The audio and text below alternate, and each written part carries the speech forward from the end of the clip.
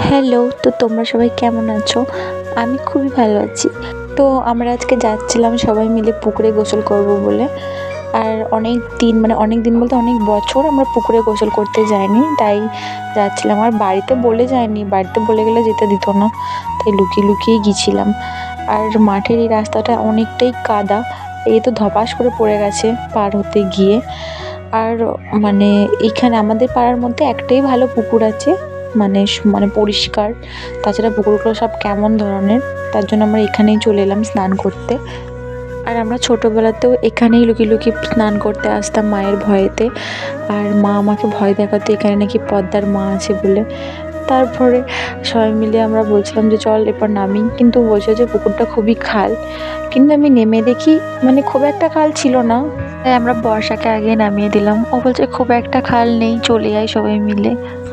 পর এদিকে আমরা সবাই মিলে খুব এনজয় করছিলাম আর গা ধুচ্ছিলাম এখানে। আর আমরা সবাই মিলে একসাথে স্নান করছিলাম বলে খুবই মজা হচ্ছিল। আর আমি ওয়াটার পার্ক গিয়েও দেখেছি, বাট পুকুরের মতো স্নান করে মজা কোথাও নেই, কারণ এখানে সব ফ্রেন্ডদেরকে নিয়ে একসাথে স্নান করতে পারি, খুবই এনজয় হয়, বলে বোঝাতে পারবো না। আর এদিকে আমার বোনকে বলছি চল মাঝে চল, বলছে না আমি যাবো না, আমার ভয় করছে, তুই যা। আর এদিকে দেখো দুই ভাই বোন পানির মধ্যেও মারপিট করছে। তারপরে আমরা অনেকক্ষণ ধরে স্নান করছিলাম, প্রায় 3 ঘন্টা পরে আমরা উঠেছিলাম পুকুর থেকে। তারপরে আমরা রেডি হয়ে চলে যাচ্ছিলাম বুদবুদ, আর কিছু কাজ ছিল তার জন্য। আর আমাদের বাড়ির থেকে গলসিটা একটু দূরে, বাট বুদবুদটা খুবই কাছে। আর আমরা দুজন মিলে এখানে গিয়ে বক বক করছি কি জানি। আর পুকুরে স্নান করেছি আজ এতক্ষণ বলে মুখগুলো দেখো কেমন কালো কালো হয়ে গেছে আমাদের। তারপরে আমরা চলে যাচ্ছিলাম, আর এদিকে রুটটা একটু ফাঁকা ফাঁকায় থাকে। তারপরে আমি একটু পেট্রোল ভরতে চলে এলাম। আর সত্যি বলতে না, আমার গাড়ি চালাতে খুবই ভালো লাগে ফাঁকা রুটের মধ্যে। আর বুদবুদ বাজারে জানো তো, পুজোর প্যান্ডেল এখন থেকেই স্টার্ট হয়ে গেছে, কারণ পুজো আর বেশি দিন দেরি নেই। আর এখানে আমি সাইলের ফোনটা নিতে এসেছিলাম মায়ের সাথে। তারপরে আমরা এখানে ফুচকা খেতে এসেছিলাম, আর মায়ের এর হাতে ফুচকা অনেক পছন্দ, তো আমারও খুবই ভালো লাগে খেতে।